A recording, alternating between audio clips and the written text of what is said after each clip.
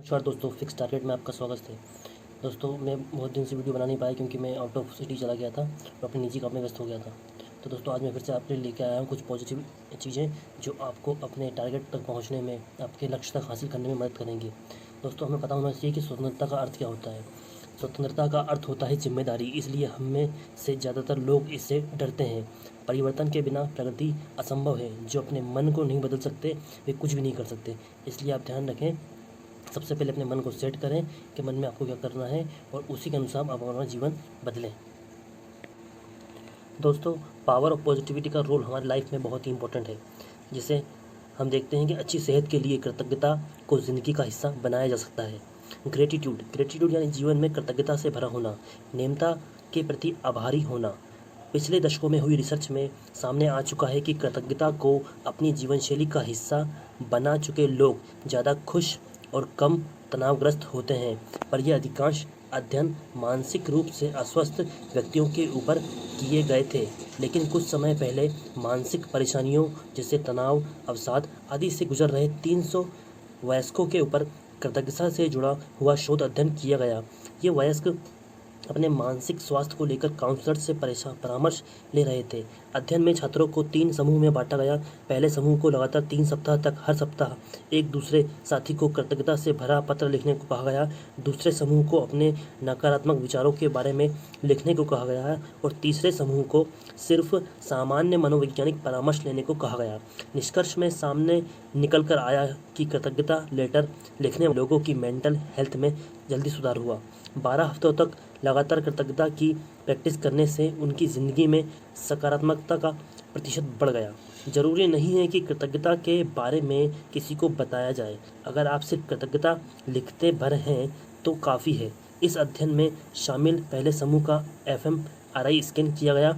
पता चला कि कृतज्ञता को जीवन में शामिल करने से उसका असर जो है लंबे समय तक रहता है। दोस्तों, अच्छाई जो है आत्मविश्वास से जुड़ी रहनी चाहिए।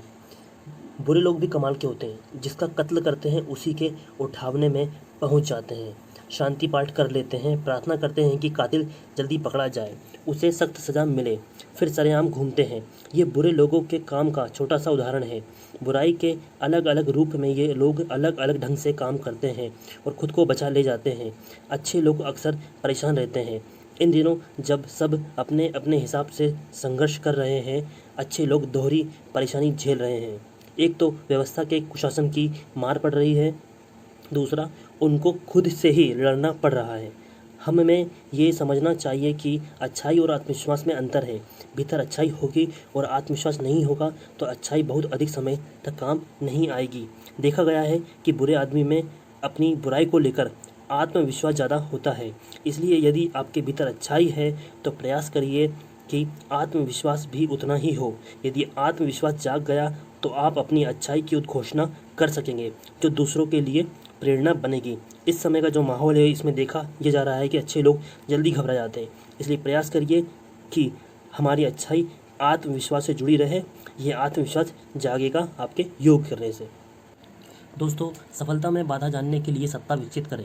ईश्वर को पाने में सत्ता को बाधा की तरह देखने वाले ज्ञानियों की एक पुरानी कहानी है। वे हमेशा सत्ता से बचते हैं।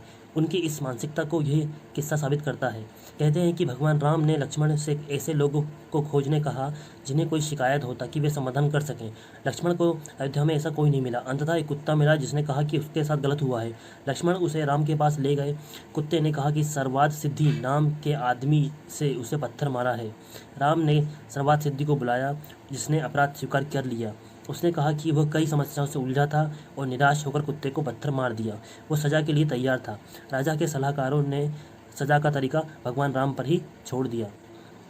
राम ने कुत्ते से संभावित सज़ा पूछी। कुत्ते ने कहा कि सर्वाद सिद्धि को मंदिर का धर्माधिकारी बना दें। यह सज़ा दरबारियों को इनाम जैसी लगी। तब कुत्ते ने समझाया इसे बड़ी जिम्मेदारी वाला पद दे रहे हैं। मैं भी कभी इस पद पर था।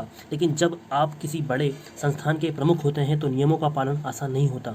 कभी भूलवश तो कई बार व्यक्तियों के मूल्यों के मापदंड गिरने से नियम टूट जाते हैं। मैं भी अनजाने में अपना कर्तव्य नहीं निभा पाया और इस जन्म में कुत्ता बन गया। मैं जानता हूँ कि यह व्यक्ति भी गलती करेगा और अगले जन्म में मेरी तरह पैदा होगा। कहानी इस संदेश के साथ खत्म होती है कि बुद्धिमान व्यक्ति जानता है कि सत्ता खतरनाक है और सजग ना रहने पर ये कभी कभी गलत रास्ते पे ले जाती है।